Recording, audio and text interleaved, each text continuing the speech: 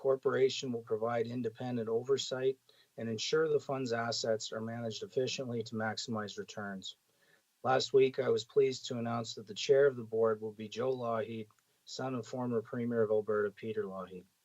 Mr. Joe Lougheed will be supported by a mix of board members from Alberta and abroad who have the skills and experience needed to successfully fulfill the corporation's mission. With a mandate to deliver long-term maximization of Alberta's provincial wealth, the board will be grounded in the principles of stewardship, independence, and enhancing our Alberta identity. The corporation's mandate includes seeking partnerships with global sovereign wealth funds that will expand Alberta's influence and investment opportunities. The corporation will draw upon global best practices from countries that have achieved long-term success in managing similar funds.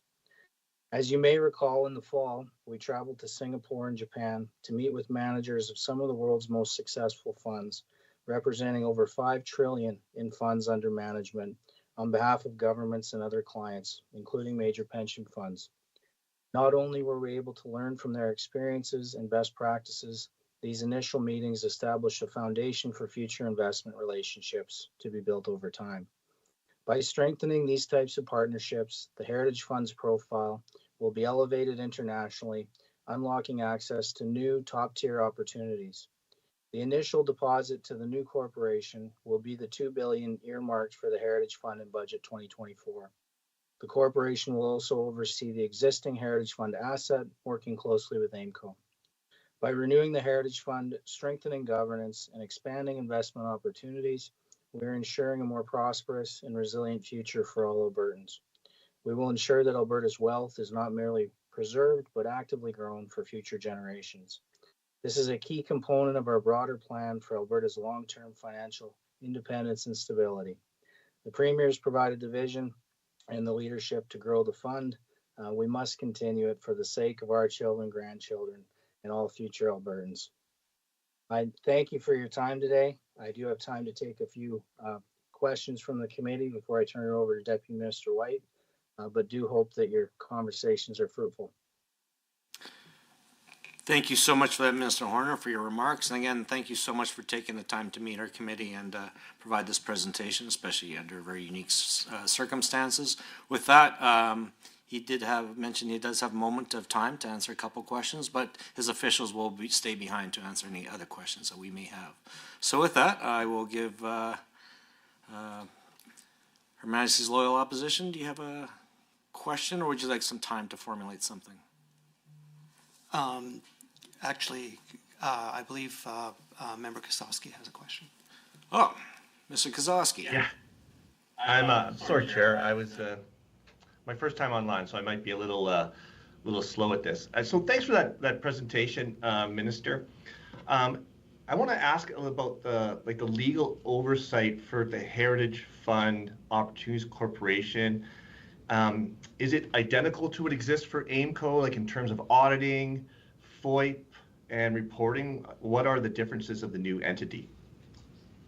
Well, I would probably let Deputy Minister White go into more detail, Member Kosowski, but I'd say it'll have a high level of transparency and reporting. I'm expecting quarterly reports. When it comes into legal, the legal answers, I better let Deputy Minister White answer that. But the highest level, diligence, governance is key. The team that's kind of led us through this process made it clear that the sovereign wealth style funds that are most successful around the world really lean on the best governance and transparency, and that's definitely what we're going to build here in Alberta. Follow up, sir? Yeah, I'll follow up. I just wasn't sure if the minister was opening up for someone else to provide some answer to that too, but I'll have a follow up. Actually, you're right. Put you on pause for a moment here while Deputy Minister White answers your question. Just to supplement the minister's response, so yes, we are expecting we will be putting in place all the same oversight and legal rigor that you would expect with any statutory corporation. But there is a slight difference right now. This is registered as a business corporation with a view to making it a statutory corporation. But our practice thus far and our plan to continue is to use all of the same steps, processes, and procedures that we use with statutory corporations to ensure that highest level of governance, oversight, and arm's length operation for the HFOC board. Thank you. All right. Yeah, so follow-up would be great, Mr. Chair. Go ahead. Yeah, so today there's been a lot in the news with some serious allegations reported about another organization under the government, the AHS. So like AIMCO, which had its board unexpectedly fired and replaced, possibly to avoid accountability, what mechanisms are going to be in place with HFOC to assure Albertans, that nothing similar can happen with their Heritage Savings Trust Fund money? Well, I think as Deputy Minister White said, we're going to have the highest level governance and oversight.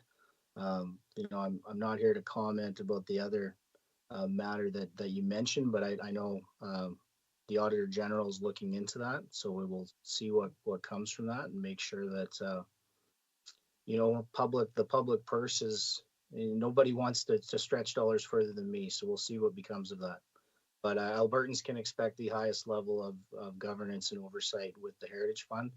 And I would just remind everyone, this is more, not less. When we started this endeavor, it was people within my department, great people, great civil servants that were tasked with the SIP and G and the oversight on the Heritage Fund's investment to AIMCO. This will provide more oversight. We're going to have a board with expertise and experience, and I think it'll be easier to see that for Albertans, and we'll have a dedicated team that's charged with this great task of this ambitious goal of 250 billion by 2050. So yeah, I think it's more, not less. Thank you for that answer, Minister. To that, I'll now go to Government Caucus. Ms. Jennifer Johnson, please go ahead. Yeah. Thank you, Mr. Chair, and through you to the Minister. First, thank you for coming today, and to all of your team as well. And we really appreciate that. It was exciting to hear that the government is committing to build this to 250 billion by 2050. And as highlighted in the recent announcement, this move will help achieve financial stability for Alberta and the generations to come. It was a welcome return to the original intent of the fund, as it will help reduce our province's reliance on volatile new non-renewable resource revenues. So my first question is that I would like to ask a little more about how the measures made in this announcement will help to achieve this goal of 250 billion by 2050. Could the Treasury Board and Finance representatives please explain to the committee how the establishment of this new Crown Corporation, the Heritage Fund Opportunities Corporation, how it will strengthen and broaden partnerships with other global sovereign wealth funds?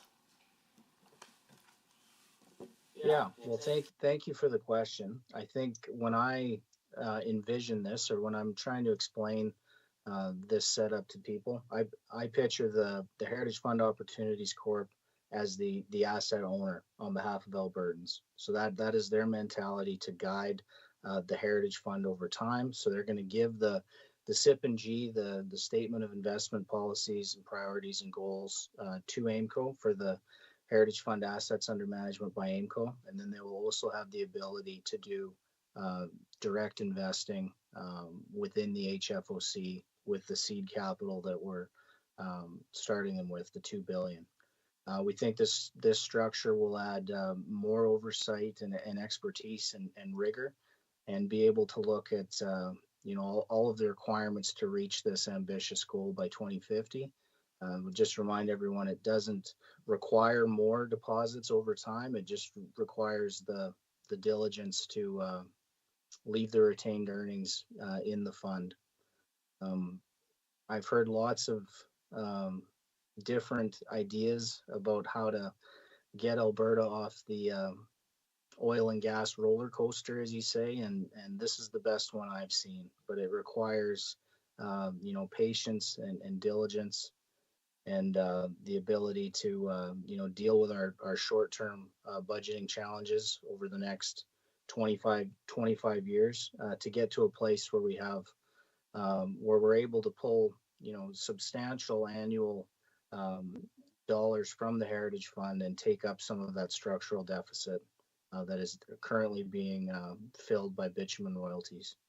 So we think the structure's the right one to put us on this new path with this ambitious goal, but it will still require diligence and patience and commitment, but with top level oversight and governance. Did you have a follow-up? Through you, Chair, to the Minister, thank you for that answer. My follow-up question is, with the establishment of the new Crown Corporation, how will Alberta's Heritage Savings Trust Fund compare to other global sovereign wealth funds across the world? And what lessons have we learned from these funds to ensure Alberta builds on and expands its already existing reputation worldwide? Well, we're approaching this with what we call the Alberta model, the team that we've been working with, and maybe just to circle back to the start, we put out an RFP to look at how we should be investing the Heritage Fund, making sure that we had a modern approach, and that's how we met some consultants that we've been working with over the last year and a half.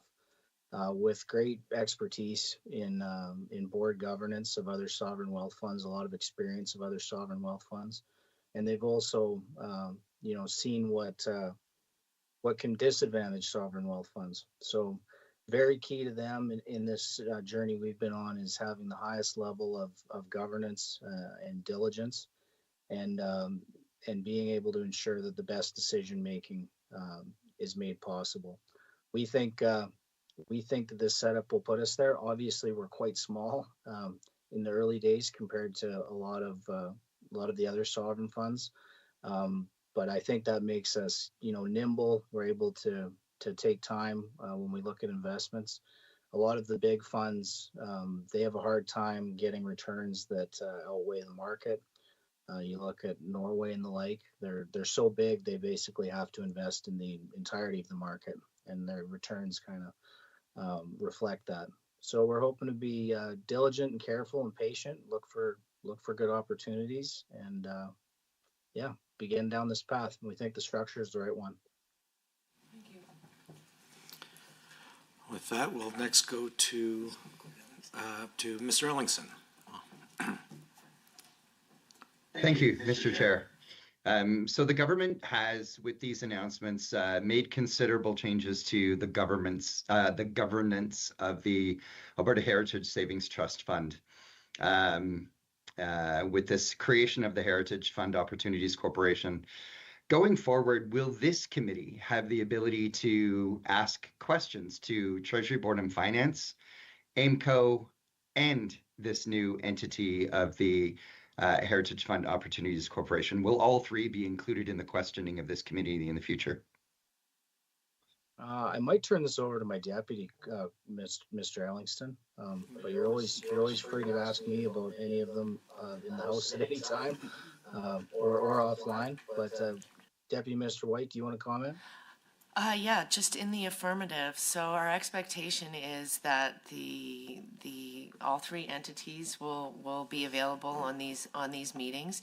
We do expect, as the Department of Treasury Board and Finance, that the new board will take more of a lead role in the new corporation, but we will certainly be here at the meetings and available to answer questions for yourselves in the committee. Do you have a follow-up, sir? Thank you. I do have an additional question, yes. This is kind of a net new question, if that's maybe I'll bounce because it's not specifically related to my previous question, so I'll let you bounce to government and then come back with my next question. Sounds good. Thank you so much for that. And we'll go to government side. Ms. Johnson. Yes, thank you. Through you to the minister. I'd like to ask, and you addressed this already a little bit, but if I could ask again about the staffing arrangements of the new corporation and learn a little more about the people behind this key component of Alberta's financial future. It's been announced Joe Lougheed will chair this new Heritage Fund Opportunities Corporation. Could the Minister of Treasury, Board and Finance please explain to our committee what makes Mr. Lougheed the right person to champion growth and continued opportunity for the good of Alberta's Heritage Savings Trust Fund? I think Mr. Lahi has many qualities that make him the right person. Some legal expertise, his work with Calgary Economic and Development, investment expertise, obviously his father's legacy that started the Heritage Fund that all Albertans care so much about. So we think he's the right person. We'll have more to say, in the weeks and months as the board's fully populated. I expect to have a board that always has, strong Alberta representation, but also global expertise. So we'll have more to say about that in the weeks and days to come. But with that, Chair, I'm afraid I'm going to have to leave you in the capable hands of my deputy. I'm afraid I have another meeting, but I do hope you all have a great meeting, and I've appreciated my time. Thank you so much, Minister. It is a privilege for us to have you on our committee. Thank you so much. All right. With that, we'll go back to. Go ahead. Yeah, I do have a follow-up, if I may. There is an emphasis put on the world-class board for this corporation. Could someone please expand on the factors behind the selection of board members and what they will contribute to the overall growth of this fund? Thank you for the question. When we say a world-class board, and remembering that we're focused on Alberta and the Heritage Fund, we will expect to have a diverse board balanced between Alberta membership and global leaders in investments, in sovereign wealth funds, experienced in sovereign wealth funds, in terms of deal making and proven leadership in large organizations. And we do have quite a pipeline already building. Thank you for that, sir. With that, Mr. Ellingson, back to you, sir. Thank you, Mr. Chair. So I guess we would hope that having just recently dismissed the entire board of AIMCO and recreated that board, that would also be a world-class governance board for AIMCO with its $170 billion under management. So did the government feel in making these changes that AIMCO was unable to achieve these objectives, even with the new management that's recently been appointed? Thank you so much for the question. So to be very clear, the government has very strong faith in the current board and the current management at AIMCO. Could not be any more pleased to see the actions that are taken by AIMCO to respond to the minister's challenge and the minister's letter to ensure that we have the very, very best investment returns for not only the Heritage Fund, but for all the pension funds that are managed by AIMCO, and for the pensioners and future Albertans. So very, very confident in AIMCO. You should read the $2 billion sandbox as an opportunity to partner with just sovereign wealth funds. So to be very clear, the entirety of the largest part of the asset of the Heritage Fund will stay with AIMCO. Nothing but faith and confidence in AIMCO and their ability to achieve that. But the $2 billion will be really focused where sovereign wealth funds can partner with sovereign wealth funds. As you look through the Heritage Fund roadmap that was released last week, it really does reference these club deals, and we've seen club deals be successful, yes, in the pension world, but also have the ability to be successful as sovereign entities, or in this case sub-sovereign entities, working as governments with each other, but backed by the very best investment due diligence. So no, you should not read the sandbox of the $2 billion inside the Heritage Fund Opportunities Corporation as anything detracting from AIMCO. Nothing but confidence in where AIMCO's headed. you have a follow-up, Mr. Ellingson?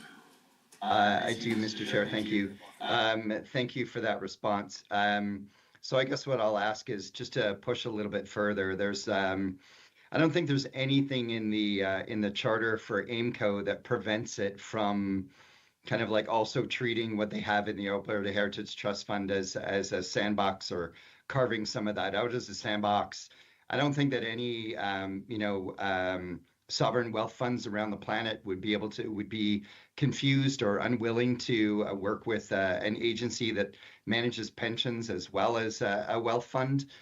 And I guess I'll ask the question then too, if it's the priority to partner with sovereign wealth funds to achieve a return for the Heritage Trust Fund, why are we leaving $23 billion behind?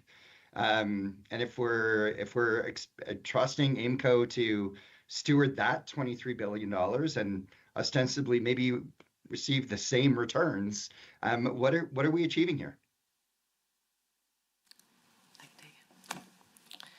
Yeah, so again, appreciate the question. You're absolutely right, Mr. Ellingson. There's nothing that would stop AIMCO from partnering with a sovereign wealth fund, and where they have in the past. But there are instances where sovereign wealth funds prefer to partner with sovereign wealth funds rather than pension funds. There would be nothing to stop AIMCO right now from partnering with a sovereign wealth fund, as I said, and they would in the past. But, the minister alluded earlier to the Statement of Investment Policy and Goals. The Board of Heritage Fund Opportunities Corporation is going to be working with AIMCO to set the Statement of Investment Policy and Goals for both pieces. And, what we're actually hoping is there could be some additional synergies for the Heritage Fund Opportunities Corporation Sandbox and AIMCO. And now we have the opportunity to have a look at, who is the best investment manager for that deal. Let's call it 25 and 2, is that most of the time, so over 95% of the time we expect it's going to be AIMCO. But this sandbox allows us to do something a little bit different and potentially offer something new that AIMCO could also take advantage of. So you should think it as kind of plain complements, really. If we're going to go back to economic language. So we really see Heritage Fund Opportunities Corporation and AIMCO as potentially complementing each other. But we're hoping to work very closely together, and we don't think either amount is being left behind. But as I said, the board will manage the Statement of Investment Policies and goals for both pools of capital, and the sandbox will be able to do things slightly differently. Remember, AIMCO's got to tailor investments for not just Heritage Fund, but all of its clients, and does so well. But we don't see any of this money being left behind, to answer directly your question. Thank you for that. Thank you. Mr. Chair, if I may ask one more supplementary question. If we already have examples, maybe, of sovereign wealth funds out there, does AIMCO already have the experience of having reached out to sovereign wealth funds where those funds have said, no, we'd rather not partner with you because you're not a sovereign wealth fund? Do we have some of those examples? No, certainly we don't have examples where at least I wouldn't, and I would not ask my AIMCO colleagues to comment on this. I can't give you an example where they've said no, but what we have seen is in these meetings that Minister Horner was alluding to, that there may be a few more opportunities that are open to us. So less in the negative and more in the positive. And frankly, this is something that we're going to be trying to prove out. That's been laid out very well in the roadmap. And there was a question asked earlier about reporting. We're going to be looking really hard to make sure that this is the right model. And we'll have two slightly different pools to have a look at, and are very confident that there'll be synergies as opposed to detractions. But no, I don't have an example where a sovereign wealth fund wouldn't work with AIMCO. But what we're suggesting is that there may be opportunities, and we believe, based on our research, there are opportunities that may not have ever been offered, if that's fair. Thank you. With that, we'll go next to Mr. Lunty, and then we'll have to end this portion of the committee. All right, thank you, Mr. Chair, and thank you to our officials, of course, for joining us. And to the minister for gracing us with his presence earlier. So this is obviously an exciting announcement. So I'm glad our government's taking this deliberate action to get to 250 billion by 250. As the minister mentioned, this is returning it to its original vision, so it's very exciting. As we also heard, as part of the recent announcement, more than 40 billion has been transferred to the government from the fund since it was created. So I think a big part of why we're moving forward in this way is to focus on reinvestment. So from the recent announcement, I understand that reinvestment is key to the fund's growth. So how can you ensure that capital remains within the fund to support the long-term growth rather than being redirected for other more immediate priorities? Thank you for the question, and you're correct. The reinvestment is key here, and not even just reinvestment. Simply not draining earnings away from the fund is key to success. Legislation can always be changed, certainly. But a key commitment of this government has been to reinvest all of fund earnings into the fund rather than diverting them back into general revenue. So in 22-23, the Act was amended to require that income generated by the fund stay in the fund unless a withdrawal is authorized by Treasury Board. This safeguard ensures ensuring long-term growth and financial security. Establishing the HFOC board and corporation is an important component in maintaining the course on reinvestment. The board is expected to maintain a long-term strategic vision and ensure that the returns of the Heritage Fund are growing to meet future objectives. The most powerful tool to protect the Heritage Fund into the future, frankly, will be ensuring that Albertans are aware of and proud of the Heritage Fund and that it's growing to meet their future requirements. There's nothing more powerful than an engaged public on this matter.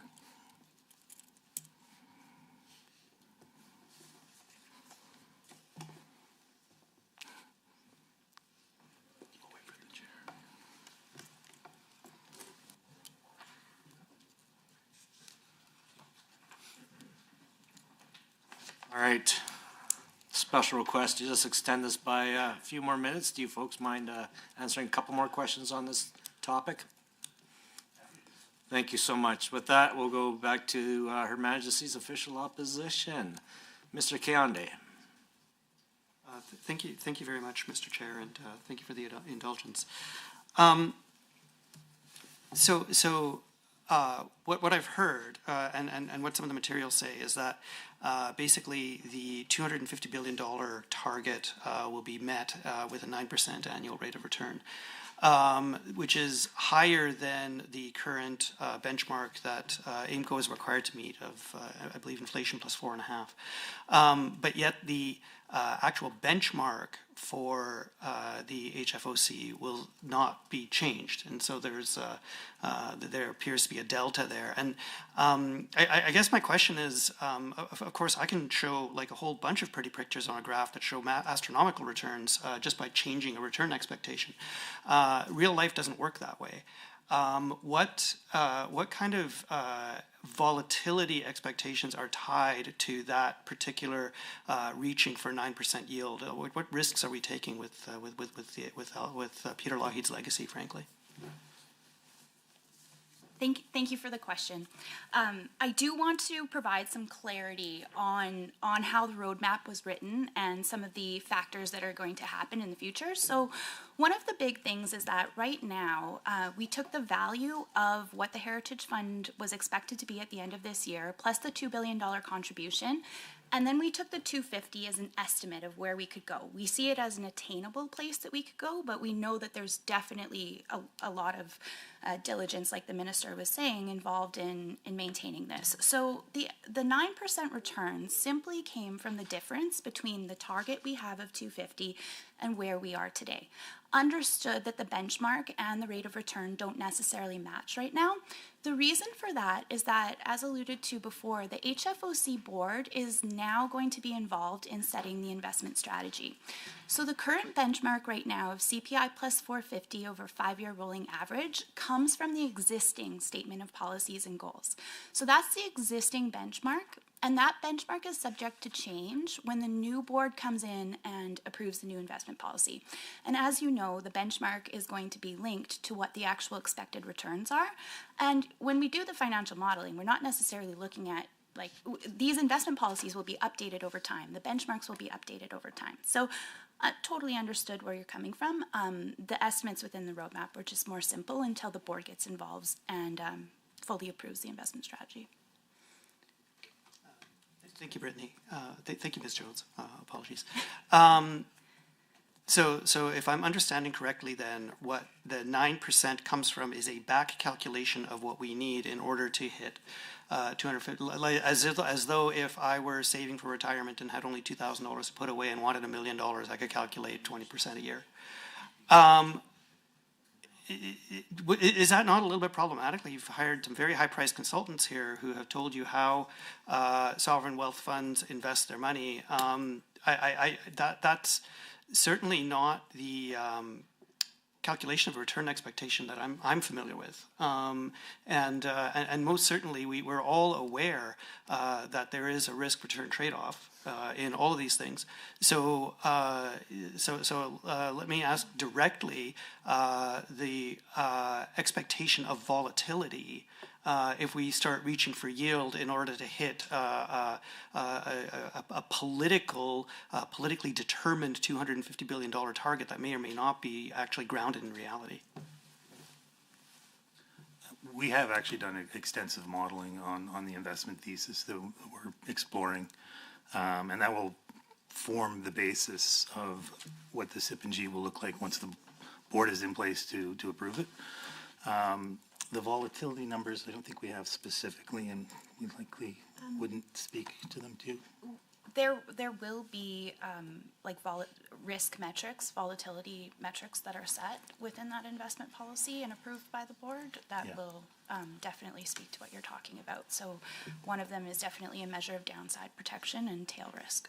And certainly the investment horizon for the Heritage Fund will be extended. We are looking at a much longer term horizon than we had in the past. So that does allow us to take a little bit more risk, yes, with the expectation of a higher return. But once that policy is set and approved by the board, it will be available for review. Now we go to Government Caucus for one final question. Mr. Sinclair, go ahead. Thank you, Mr. Chair. Thank you, everyone. No, Mr. Horner is offline now, but I appreciate all the work you guys are doing on behalf of Albertans. And I'd like to, thank you guys and see if we appreciate providing greater context, I think, to those who are curious about this if they're not that experienced in it. So I think it's very important that we make clear to Albertans that what we're doing with their hard-earned money is what we're all hoping for, which is prosperous for generations. I just have a question and then a follow-up if there's time, but do you have a short list of other sovereign wealth type funds that the Heritage Fund Opportunities Corporation would be best served by working with in the short, medium, long term? Certainly, I mean, the sovereign wealth landscape is growing. There are many funds from many different jurisdictions of varying success and professionalism. The best in class that we see globally would be those funds coming out of Singapore, Temasek, GIC, which are owned by the Singaporean government and have very successful track records in terms of governance models and in terms of alignment with the goals of their people. We look at Australia Future Fund as a model for total portfolio management and for rapid growth. We can look at Alaska. Alaska has an interesting fund that we may or may not model, but we would certainly benefit from a relationship with. And then if we look at some of the Middle Eastern funds, which have, again, radically different mandates, but interesting investment styles that could lend themselves to partnership. There's sort of PIF out of Saudi Arabia, Qatari funds that are interesting globally. And we do have connections with many of these, not all. Follow up quickly, if I may, Mr. Chair. Appreciate the answer. Again, thank you for all you guys' time and hard work. Just the scope of, I guess, where I started with my introduction is I'm from a small town in northern Alberta representing Slave Lake, and I think if if there was a takeaway, and I appreciate all the discussions we've had so far, what would the key message that you would deliver to what I would call, regular Albertans that maybe don't necessarily follow the Wall Street Journal or speak in the language so eloquently like members opposite does across the aisle, which I appreciate the experience. So I was just wondering if there's something you could summarize as a key takeaway for the people that might be interested. Thank you. I would just say that this fund belongs to Albertans. It belongs to current Albertans, but more importantly, it belongs to future generations of Albertans. The 2050 target was chosen because that was a date that we've announced when we're hoping the economy will be net carbon neutral. And that suggests a different future for natural resource revenues. And so it's about planning for our future. And the creation of this corporation, the establishment of a world-class board, the clarity of mandate, and a very specific target as to size and performance over the coming years are meant to benefit all of Alberta. It's meant to make Alberta great. I can't believe I just said that. It's meant to secure the future of our financial stability in the long run. And what we want, what we found in our review of the Heritage Fund and in our review of its mandate is that not a lot of Albertans really understood what the Heritage Fund was about, why it existed, or if it was still around. And we would like that to change. We would like every Albertan to know that the Heritage Fund is here, the Heritage Fund will grow, and it will be here for the benefit of their children. I think that's the most important thing here. Thank you. Well, that will wrap up our questions for this item. I would like to thank the minister and his staff for their comments and responding to the committee members' questions. With that, I would like to move on to the second quarter report. As committee members are aware, the Alberta Heritage Savings Trust Fund Act mandates that one of the functions of this committee is to receive and review quarterly reports on the operation and results of the Heritage Fund. The Alberta Heritage Savings Trust Fund's 2024-25 second quarter report was released on November 21st, 2024. Members were notified and the report was posted to the committee's internal website. The officials from Treasury Board and Finance, AMCO, and the Office of the Auditor General are here with us still today. They will provide us with an overview of the second quarter report, and afterward we'll respond to members' questions. I'll now recognize the Ministry and AMCO for their opening comments.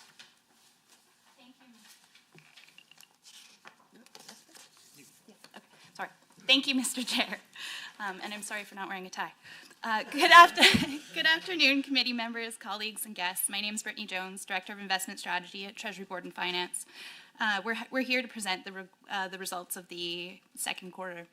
The Heritage Fund began the fiscal year on a very positive note, and the strong performance continued through the second quarter, with the fund further establishing new highs. As of September 30th, 2024, the fund's fair value has grown to $24.3 billion. This is up from $23.4 billion at the end of the first fiscal quarter. This is an increase of $900 million over one quarter and a cumulative increase of $1.4 billion since the fiscal year end. Under the legislative amendments introduced in 2022-23, all income generated by the fund remains invested unless a withdrawal is specifically authorized by Treasury Board. This policy has played a key role in supporting the fund's ongoing growth and ensuring that it remains a valuable financial asset for Albertans. In the second quarter, the fund achieved a return of 3.7%, contributing to an overall fiscal year-to-date return of 5.9%. Over the quarter, the fund slightly lagged its relative benchmarks. Net investment income for the quarter was $616 million, bringing the total net income for the year so far to $1.13 billion. This performance is particularly notable given ongoing economic uncertainties in global markets. The strength of the fund is driven by its diversified portfolio, which continues to deliver strong results. Equities, which make up 46.4% of the portfolio, returned 5% in the second quarter, and 17.9% year-to-date. I just want to clarify that year-to-date is 3 months, given the December year-end. The equities allocation of the portfolio includes Canadian equity, global equity, and private equity. While public equity outperformed expectations, but private equity has lagged expectations. Fixed income investments, which represent 23.4% of the fund's assets, provided a return of 3.5% in the quarter and 5.1% year to date. Inflation sensitive and alternative assets, accounting for 30% of the portfolio, contributed a 1.8% return for the quarter and 2.8% year to date. Looking at the longer term picture, the fund has delivered an average annual return of 7% over the last 5 years, aligning closely with its real return target of 7.2%, calculated as inflation plus 4.5% over a rolling 5-year period. The Alberta Heritage Savings Trust Fund continues to be a pillar of financial strength for the province. Its strong performance in the second quarter reinforces its importance in supporting long-term fiscal sustainability. We remain committed to ensuring that this fund continues to benefit Albertans today and for generations to come. Thank you for your time, and we welcome any questions you might have. Thank you so much for that. With that, we'll go to, oh, my apologies. Is there any more commentary from? Nope, sorry. And now we're ready to pass it over to our colleagues at AIMCO. Okay, there we go. Thank you, Chair, and good afternoon to the members of the committee. I'd like to begin by sharing some initial observations of the organization since I was appointed in November. AIMCO was purpose-built to provide investment management and to do so in the best interests of its clients. With that mandate in mind, I made it my first order of business to meet all of AIMCO's clients, which actually began on the very first day. During that first meeting, I listened and I heard their perspectives on what is working well, and also where they felt instances of misalignment were beginning to appear. What I shared with them then and what I share with the committee now is my conviction that the most important elements necessary for a successful operation of AIMCO does already exist within the organization. What it has lacked is some stability. Having personally met nearly every one of the Canadian colleagues within AIMCO, along with my senior leadership team from all of our offices, I have been thoroughly impressed with the expertise and the commitment to excellence that permeates throughout the organization. There is a strong culture of collaboration and a deep sense of responsibility and stewardship that drives our common purpose to serve our clients and ultimately all Albertans. The misalignments identified by our clients, which I have also observed, predominantly involve growth within functions that do not directly affect our capacity to achieve our objectives. We have begun addressing these issues, and I have also requested that each team conduct a thorough assessment to identify additional measures that can be taken into account to ensure we fully align our efforts with the objectives of our clients. I am confident we will continue to enhance our ability to deliver on behalf of all stakeholders. To close, I have found that AIMCO's commitment to delivering long-term value and maintaining the trust of our clients is unwavering. As we look ahead, I am confident that we are well positioned to navigate the evolving financial landscape and to continue delivering excellent results. I'm excited to be part of AIMCO and to work alongside such a talented and driven team. Together, we will restore stability to the organization as we strive to uphold the values and standards that define AIMCO, build on our successes, and for the benefit of the Heritage Fund and for all of our clients. Thank you with that, and I would now like to turn it over to Amit to provide some additional perspective on the performance of the fund. Thank you. Thank you, Ray, and good afternoon. Good afternoon all. It's a pleasure to be here.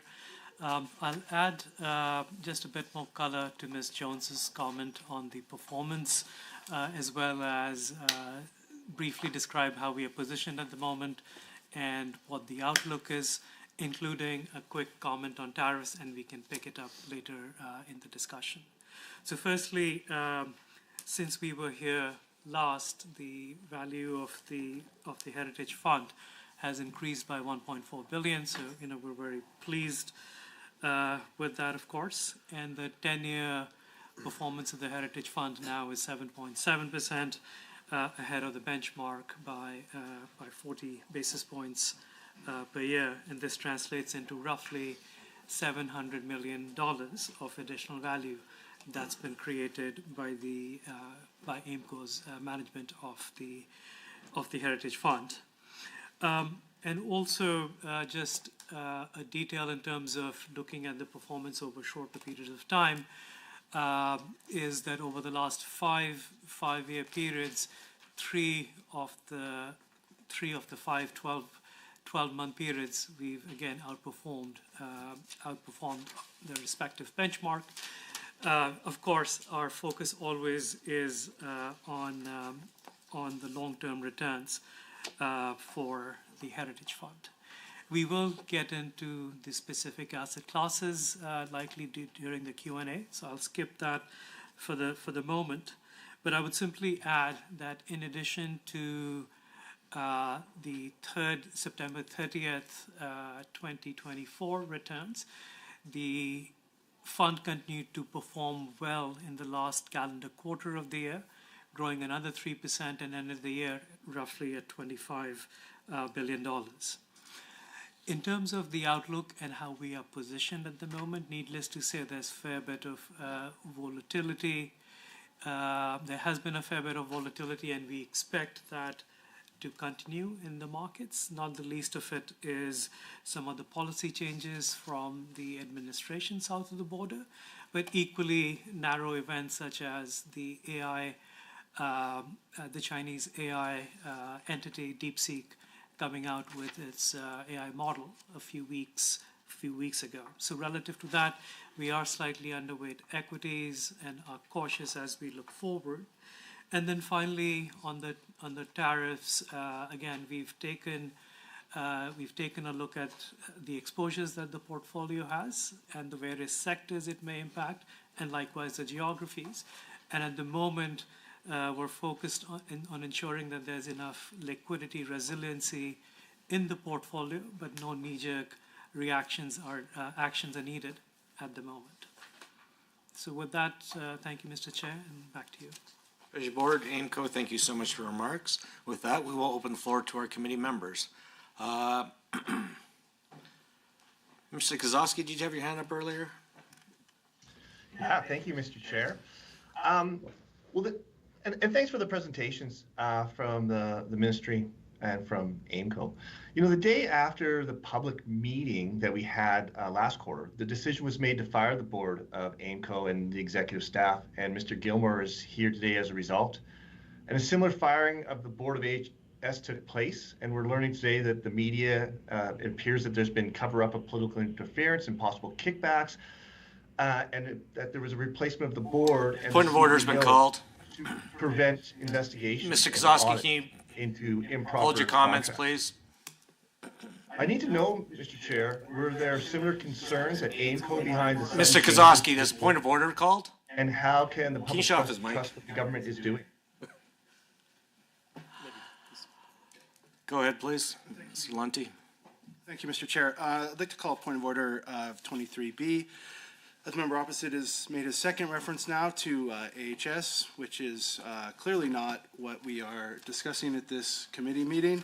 I think this is a fairly straight order point of order under 23B that is not relevant to the discussion. Thank you. Mr. Kionde, do you have a response? Thank you, Mr. Chair. I do not believe this is a point of order, frankly, because the very similar methodologies used with both boards. Now, I mean, AHS board has now been fired a second time. That is definitely a place where there's divergence between what happened between the AIMCO board and the AHS board. But I think that given that this is a meeting for the Heritage Savings Trust Fund, this is a meeting for Albertans. This is Albertans' investments that we're talking about and the management of their investments. I think that it is not a point of order to be highlighting and asking questions about a particular pattern of behavior that this government has shown ostensibly and perhaps in order to avoid accountability. And, you know, like a literally midnight firing or 8 a.m. firing of an entire board and management team on the day after a very public hearing, you know, calls into question whether these are actually whether this is actually how the government wants to operate. So I believe there's a point of debate. I think this is a reasonable question for Albertans to want answers to.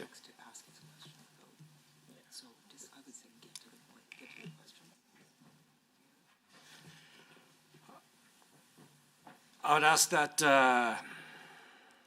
you keep it on the business of the second quarter report. of the Alberta Heritage Savings Trust Fund. The questions you allude to deal with AHS and the Ministry of Health. Certainly you're aware that estimates are coming up. You'll have your opportunities to ask a lot of those questions then at that time. So, but I'll give you the liberty of just getting to the point of what your question was. Mr. Kozowski. Thanks, Mr. Chair. Yeah, and it's just the timing of the change of executive was the day after our public meeting. And we actually heard Stephen talking about how important it is to have the public paying attention to the Alberta Heritage Savings Trust Fund in his presentation. And so I need to know, were there similar concerns at AIMCO behind the sudden change to their board and their replacement of their CEO, which has happened since the last quarter? So there was, in terms of the timing of when the board was excused versus the Heritage Fund public meeting was purely coincidental. If there would have been any political interference, I would suggest that the board would not have been let go. And there would have been interference directly in. So purely coincidental in terms of the timing. Obviously, it's not ideal to, in a public manner, let a board go in senior management. One had nothing to do with the other, and there was absolutely no suspicion of political interference in anything to do with AIMCO. Thank you. That we'll go to government side. Mr. Weeb, you have a question online? Yes, yes. Thank you very much, Mr. Chair. Thank you for joining us here today. I think I can speak for everyone here when I say that there's been a great deal of public interest in the overall status of the Alberta Heritage Savings Trust Fund. The preamble to the Alberta Heritage Savings Trust Fund Act, as outlined on page 7 of the second quarter report, describes the mission of the fund as follows: to provide prudent stewardship of the savings from the Alberta's non-renewable resources by providing the greatest financial returns on those savings for the current and future generations of Albertans. Before getting into the substance of the report, as you all know, the government of Alberta has recently made an announcement regarding the fund. My question is, can you unpack in greater detail what this announcement means for Alberta's Heritage Savings Trust Fund going forward as it relates to the mission of the fund, which I previously highlighted? Thank you. Thank you for the question. You know, the creation of HFOC and the new mandate align very closely with the goals of the Act. And what we can expect is a more focused organization. So we're expecting an improved governance framework with a dedicated board of experienced directors, enhanced independence, again, with a focus solely on investment returns, and arm's length from government under its own steam, governed by the board of directors with a professional staff, and professionalism as we bring skilled financial professionals in who are solely dedicated to the growth of the fund. They're much more able to focus on strategic partnerships, on enhanced deals, much more so than something run out of a government department. Could I add supplement? Yes. I would like to supplement. We're moving this out of the department where Steve and Brittany, who everyone on the committee knows, they really do an excellent job. But I want to reinforce the point that Minister Horner made earlier, and to some of the questions we heard about how do you actually reach this large target. The focus that Steve's talking about is incredibly important. So right now this is all done out of the Treasury Department. And they also actually, in Steve's group, float all of Alberta's bonds. So these things are inextricably linked, but I do want to take a chance to put on the record how pleased we've been with the performance of Steve and Brittany and the Treasury team. Thank you. Thank you. Mr. Weeb, did you have a follow-up, sir? Yeah, thank you, and thank you for the answer.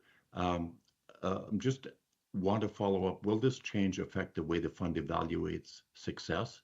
And more specifically, will the proposed changes adjust the benchmarks in the future? And how would that do that? Thank you. Thank you for the question, MLA Weeb. This is actually quite interesting from a benchmark perspective. This is something that we've looked at for a long time. The current benchmark has been in place since 2011, so we do expect some things to change. One of the big changes here is that before there was actually an income producing fund. So we weren't actually looking out into the future. We were looking shorter term, 5 years, 10 years, beating the relative benchmark and beating the real return benchmark. But now we're looking at other things, like the probability of reaching the $250 billion, which is something that HFOC will be monitoring very closely. One of the big successes for them will be to continuously improve that probability as the years go on, as we see some of this success, as we see some of these returns, as we look at the total portfolio and where the total portfolio could go, we're going to see that probability improve. And I think that that's something that Albertans can be really proud of and look at as well too. Thank you. With that, we'll go back. Mr. Chair? Yes. Can I get another question? It's related? No, it's a different question. We will swing back to you, sir. We'll go back now to the New Democrat Caucus. If they have a question, Mr. Kande. Thank you, Mr. Chair. To Treasury Board and Finance, actually, I don't know who answers this. What is the process for ethics approval for AIMCO board members? What do they have to do? So AIMCO board members and all board members of statutory corporations have to go through a conflict of interest screening. You'll notice that the OAG reports on the conflict of interest screening, and if one is not done, the departments get written up for not asking their board members. And again, this is all provincial corporations. Go through the conflict of that's the process, and it doesn't necessarily have to be through the ethics commissioner, but it does have to be a screening. Okay, interesting. I didn't know that. And so, when it comes to the board members of AIMCO, then were they screened through the ethics commissioner or not? And if they, and either way, did they have to? Were they required to make? Were any of them required to make divestitures in order to sit on the board? So I can tell you that that AIMCO board members, I mean, there's a couple that were reappointed that I couldn't speak of the nature of their previous conflict screening. AIMCO has quite a robust conflict process, and every board member has to go through and declare conflicts at every meeting, as you would expect in an organization such as this. And certainly the overall conflict screening, not necessarily done by the ethics commissioner, is a part of the nomination package that goes forward to government. With that, Mr. Weeb, did you have another question, sir? Yes, sir. All right. Looking at page 7 of the report, I want to take a look at the accounting practices and get a better grasp of what the impact of recent changes may have been on the performance of the fund. Like I said, on page 7, the fund's investment consists primarily of direct ownership in units of pooled investment funds.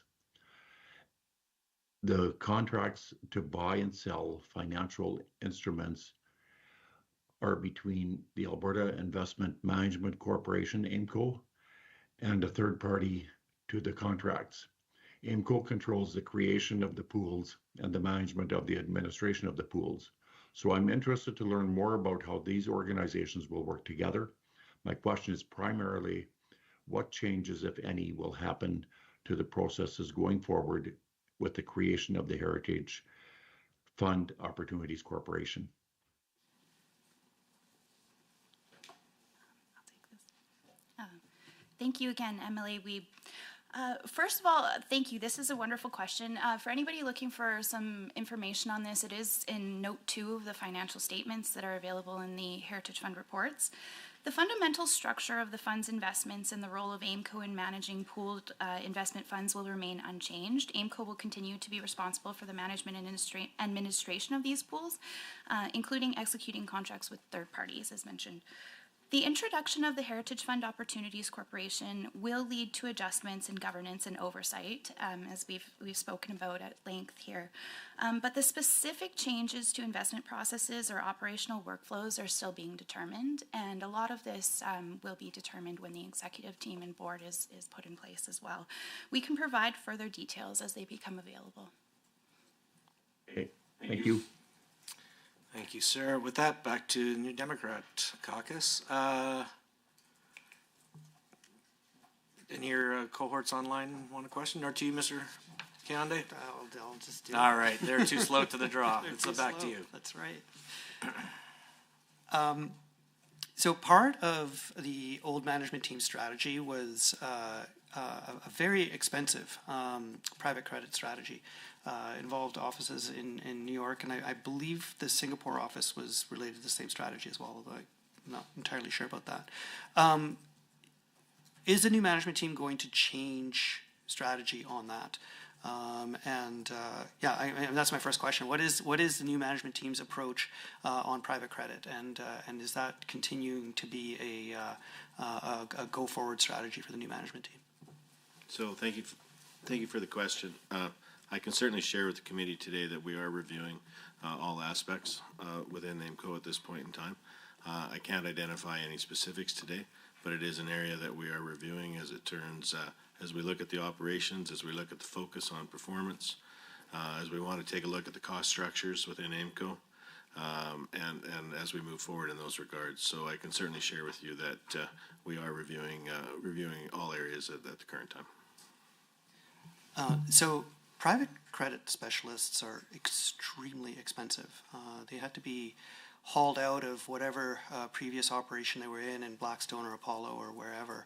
And so what impact is the uncertainty of a management review going to have on a credit book that in this case sounds like if key people leave, that credit book could end up stillborn? Not sure. I try to answer your question the way I think I interpret it. As we're doing it right now, and one of the things that I certainly focused on when I went to AIMCO was ensuring that we had stability throughout the organization. And regardless of the changes that were happening, we have a team of asset expertise and managers that interact with partners across the world. And our focus was to make sure that we continue those relationships and continue to develop those relationships worldwide. We have continued to do that, but as any organization, when you go through a change and as you're moving forward, you want to be able to ensure that you're operating as effectively as possible, delivering on the client's expectations and moving forward. So it's not like we are just looking at one piece. We're ensuring that we've got stability in the organization and managing those relationships, and we're treating it accordingly.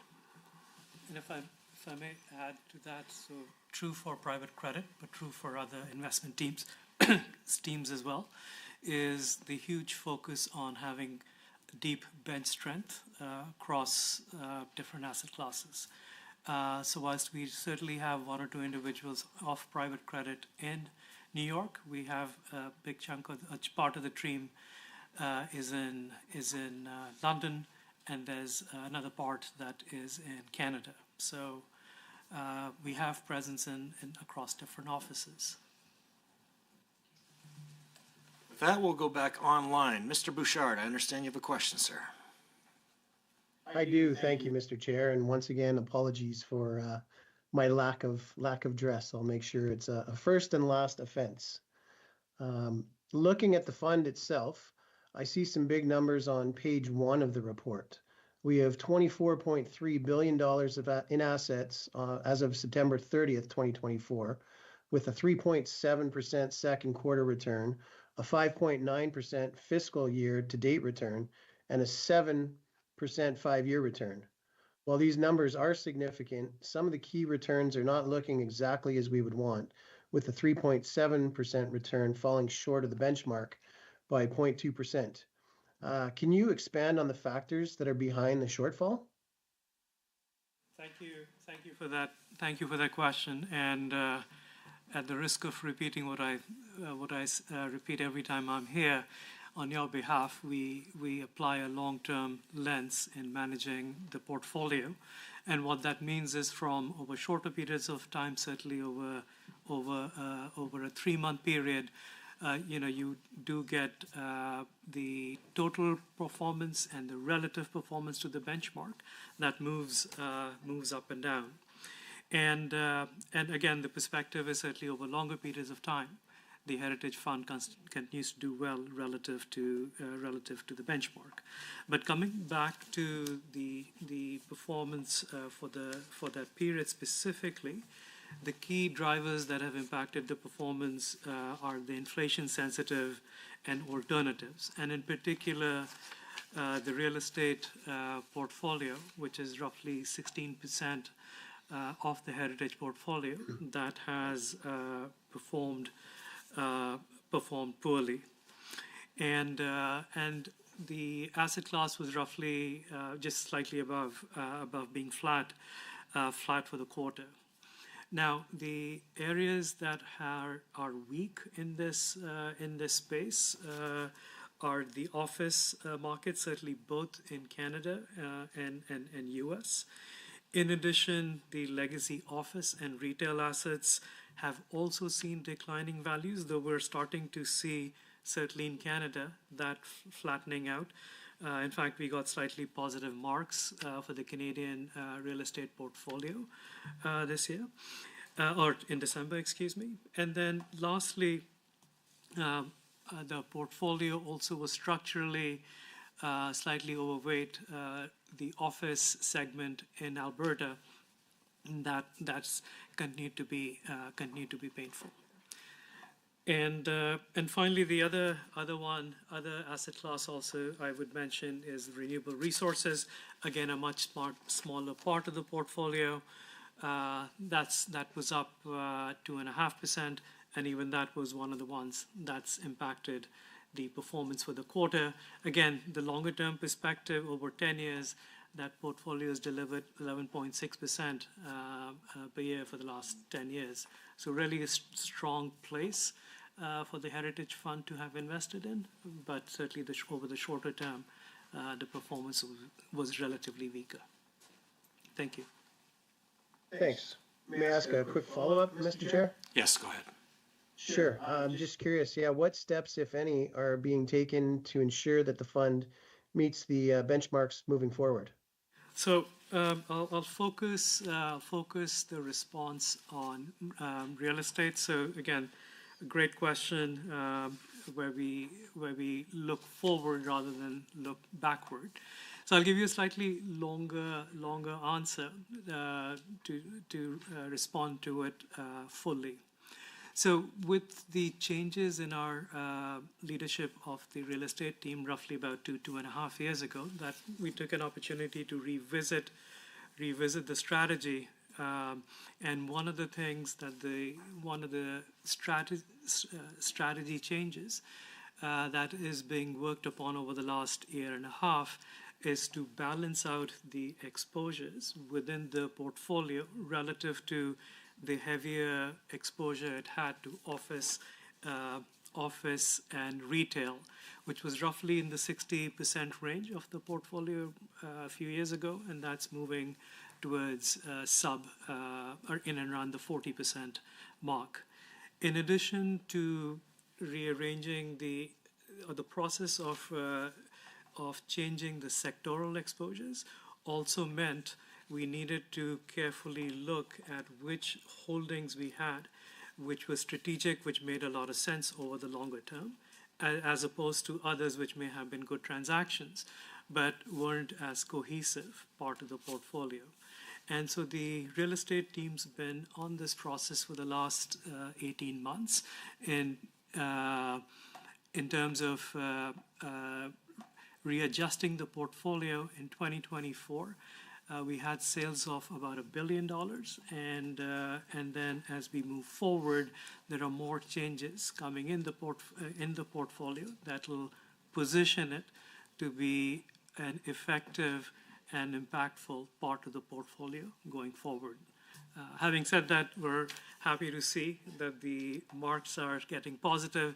The real estate malls we own, they've done well, and some of the new investments in the grocery-anchored malls, those have done well as well, in addition to residential, etc.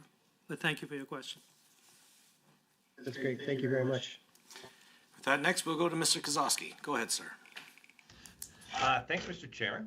And I guess the question is coming back to board members and the conflicts that they have that are cleared by AIMCO. And I just need to understand from AIMCO's perspective and our agility and ability to invest the funds.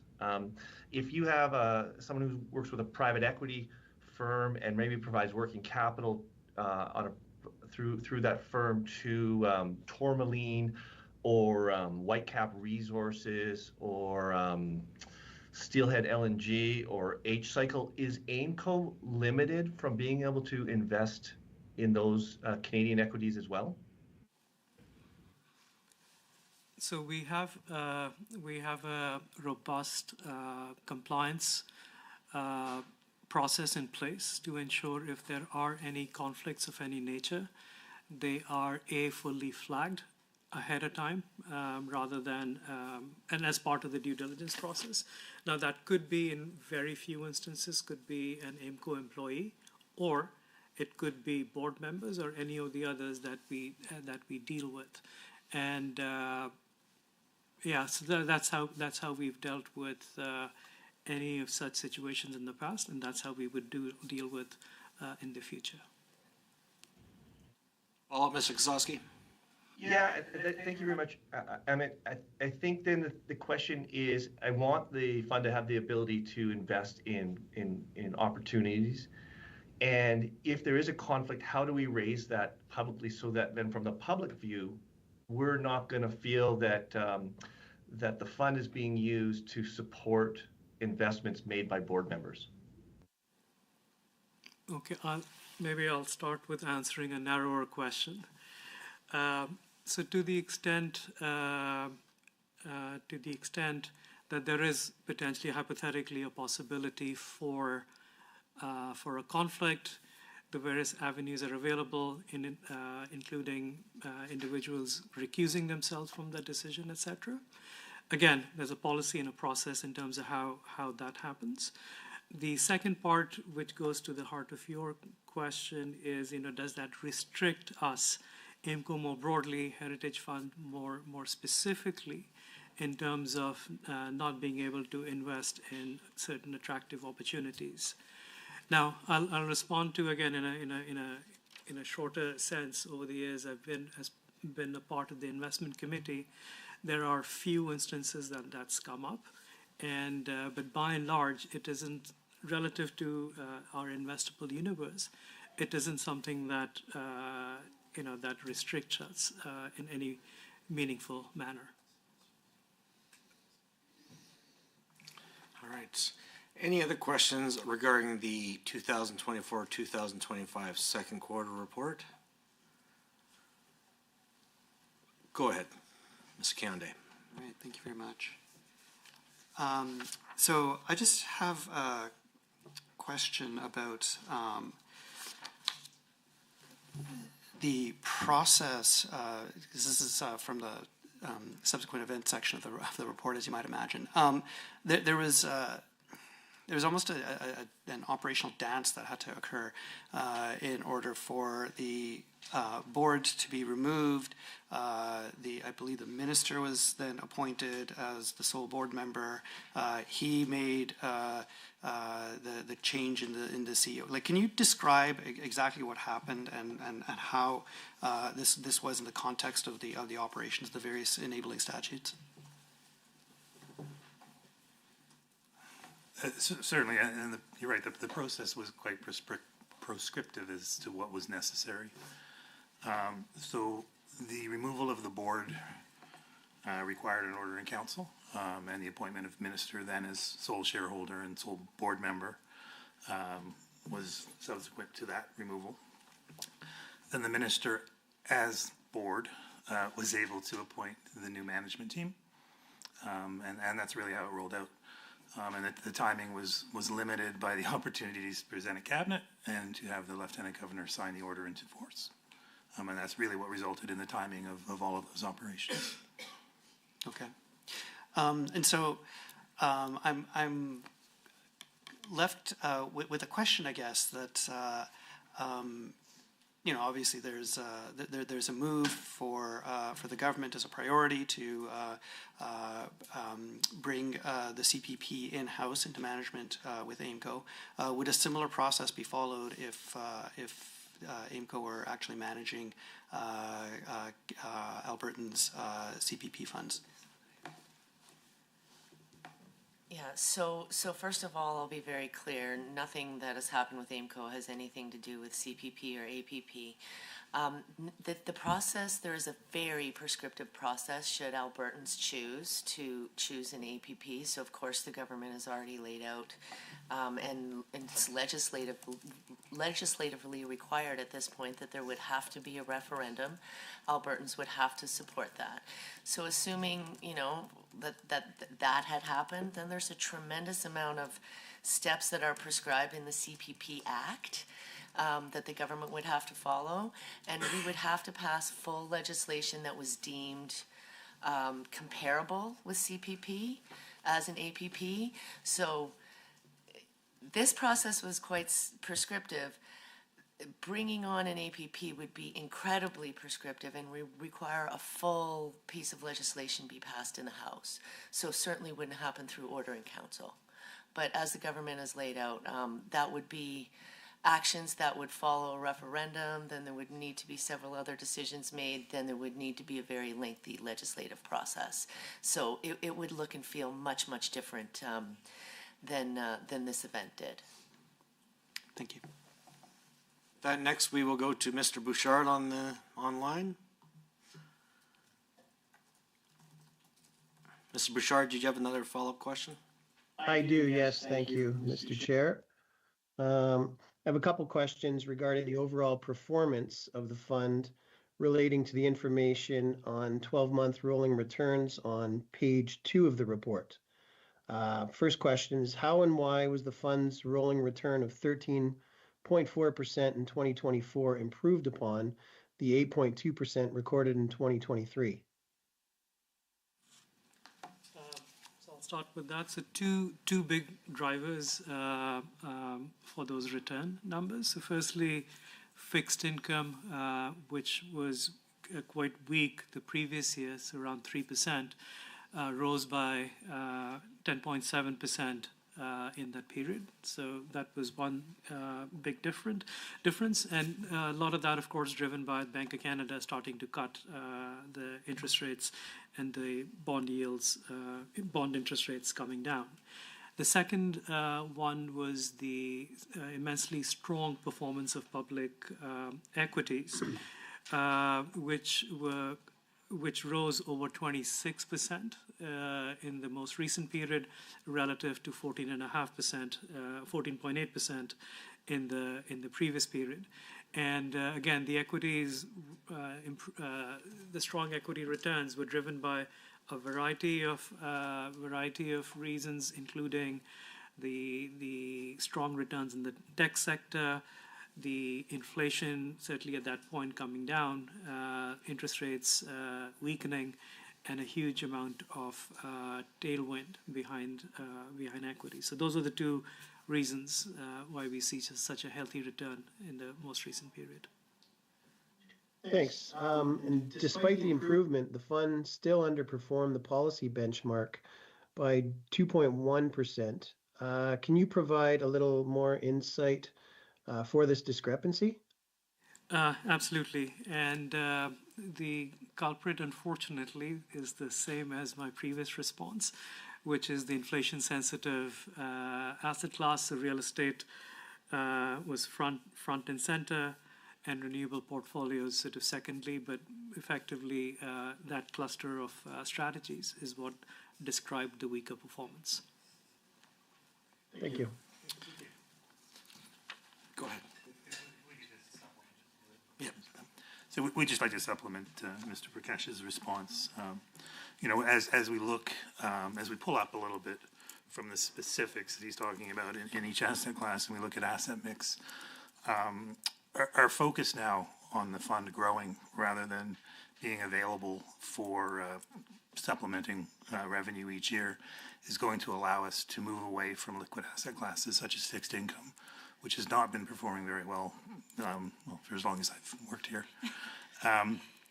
And so we'll be able to pull out of things like fixed income. We'll take even cash. We won't need the same allocations to cash. Our requirements for liquidity will be quite low. And so we will be looking at those sorts of asset class moves to enhance returns going forward as well. Just wanted to take it up a level from that. Thank you so much for that supplemental answer. And just a reminder to everyone that estimates will be coming up, as well as session with all sorts of time and question period to ask questions. But with that, Mr. Gazowski, you have a question online? Thanks, Mr. Chair. Yeah, this quarterly report will be, I think, the last quarter before Trump. So now we'll be looking at our financial returns after Trump, after the election, and now we're looking at a future world with tariffs that are pending.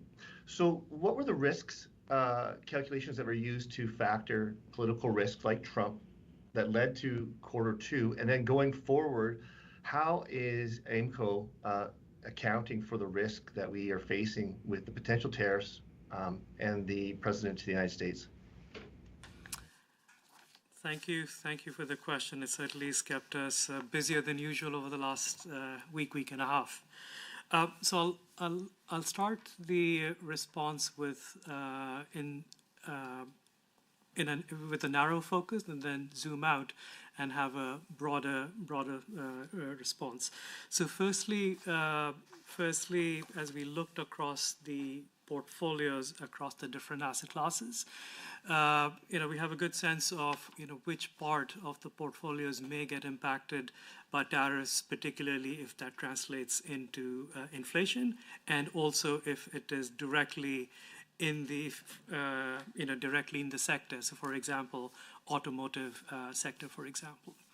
So as we looked across the asset classes, clearly fixed income through various channels, both through rates channels, potentially growth channels, gets impacted. Public equities, where we are, again, slightly underweight relative to the exposure. There is exposure particularly through the oil and gas sector, through the automotive sector, again, consistent with the benchmark and in and around that. But as you go beyond these two asset classes, if you look at the private equity exposures you have, most of the sectors that we invest in on your behalf tend to be asset-light sectors. So, for example, software technology, business services, healthcare, financials, etc. And then the second part is, again, just focusing on private equity for the moment. Only 5% of those investments are in Canada. So in many ways, they are naturally, not at least directly, impacted by tariffs. I'll take one more example, which is infrastructure. Again, about 10% of the portfolio is in Canada, 52% in the U.S., and as well as about 75% of the portfolio has regulated or contracted revenues, which means if tariffs translate into higher inflation on higher charges or rates, that automatically translates into cash flows for those types of investments. So the first review we did was across the asset classes to make sure we understood where the exposures would be, recognizing that there is a fair bit of uncertainty in terms of the level of tariffs, the length of tariffs, the differential sector exposures. The second bit we did just by way of, from a process perspective, is our risk policy has a provision of developing market and credit risk contingency plans. So we activated it about a week or so ago to see if there was any specific actions we needed to take place at top of the house outside of the asset classes. Again, the assessment was that there wasn't anything we needed to do immediately. And then the third thing is the longer term, how we work with clients in managing portfolios. And so the word you hear in that context is to ensure that the portfolios are resilient. And so we measure liquidity multiple different ways, but one of the headline metrics for the SLCR metric, which is a liquidity metric, it's roughly 300% for the Heritage Fund at the moment. So all of that to say, it leaves room both for opportunities as well as to manage risk, because because liquidity is really important.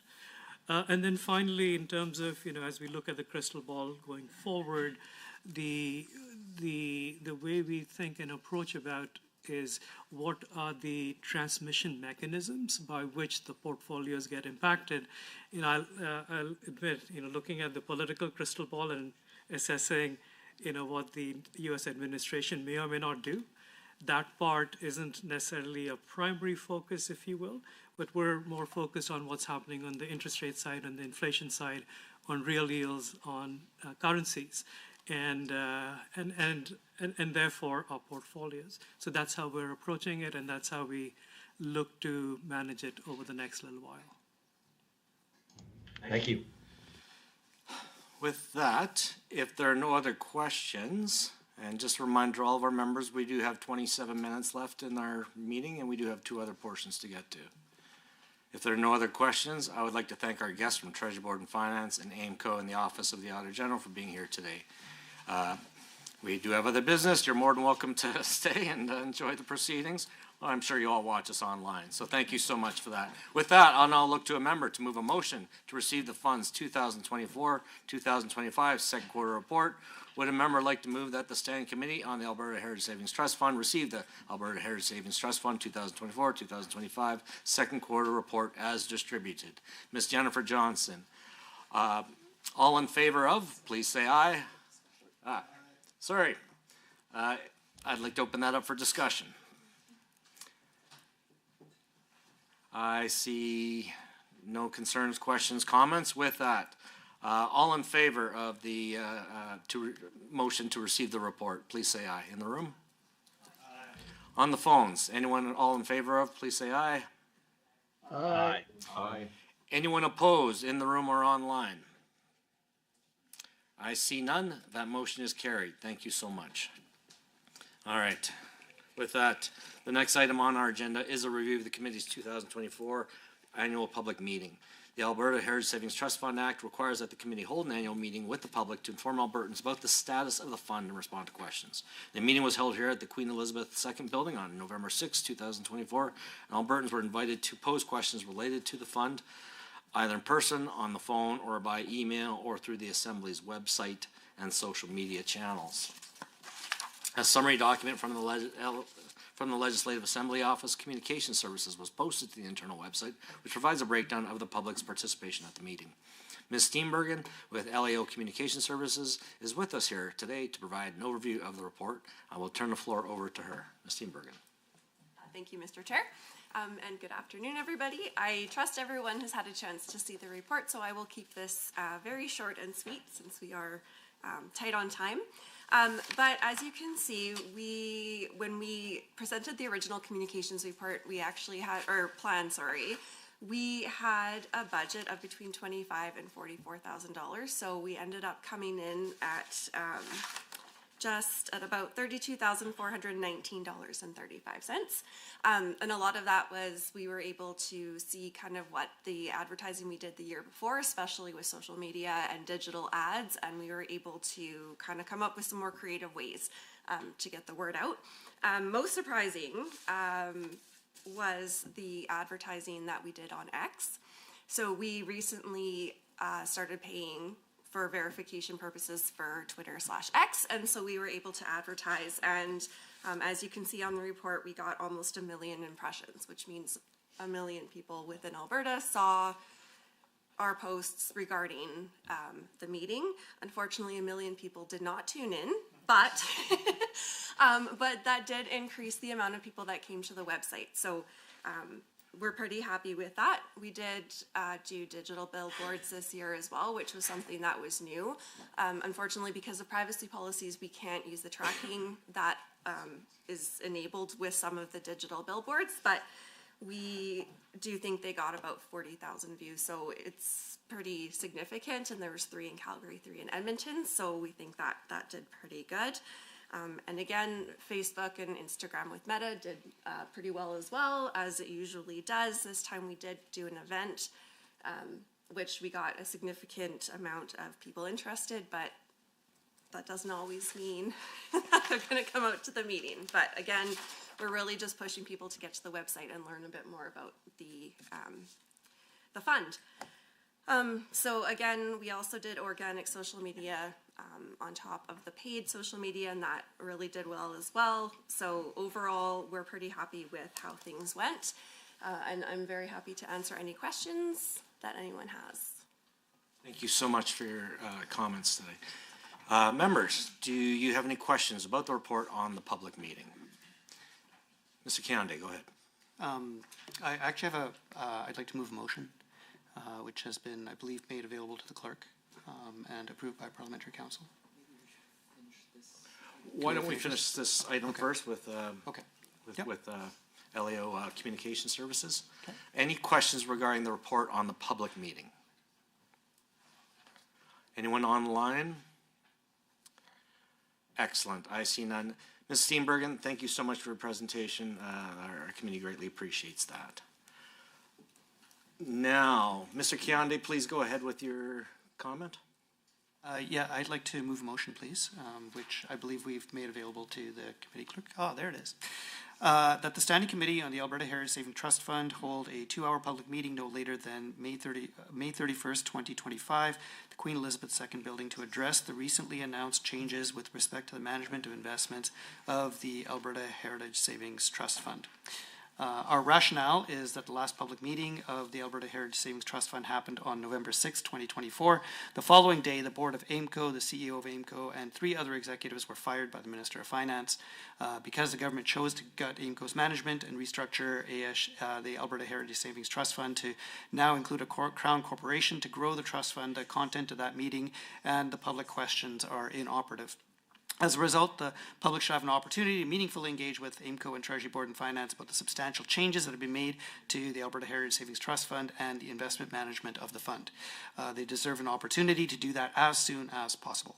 The Heritage Fund belongs to the people of the province, and they have the right to fully understand these changes.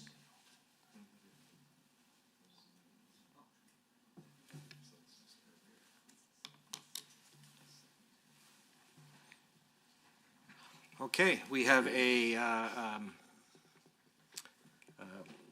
motion, thank you very much, on the board here. Are there any comments, questions, debate on this?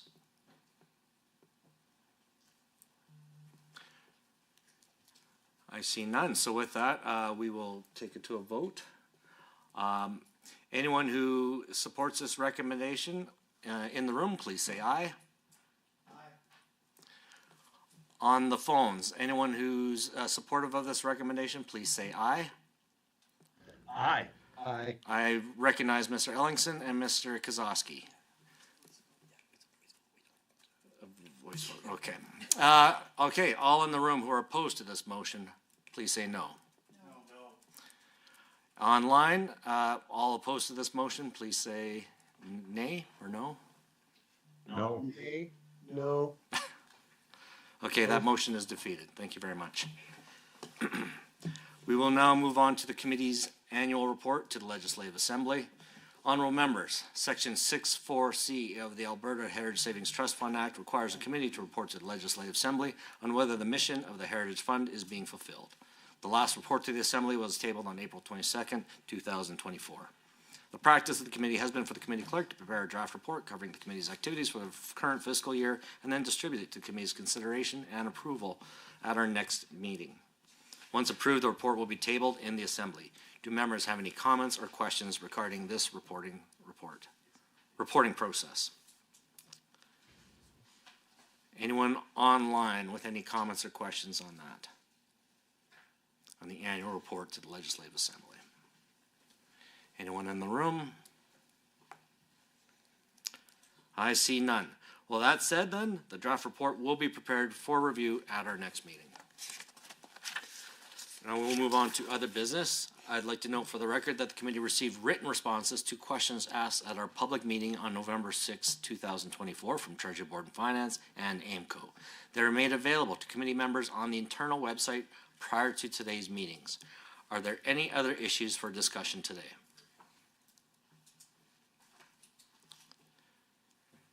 With that, our next meeting will be at the call of the chair after the release of the fund's third quarter report. If there's nothing else for consideration today, I will call for a motion to adjourn. Would a member move that the February 6, 2025 meeting of the Standing Committee on the Heritage Savings Trust Fund be adjourned? We can open that up for debate. Let me see support here. Mr. Sinclair, someone needs to move that. Mr. Sinclair, you move that? Thank you so much for that. All in favor of the motion to adjourn today's meeting, please say aye. Online? Aye. Excellent. Anyone opposed, online or in the room? With that, the meeting is adjourned. Thank you all so much for your time. Thank you. Take care. God bless.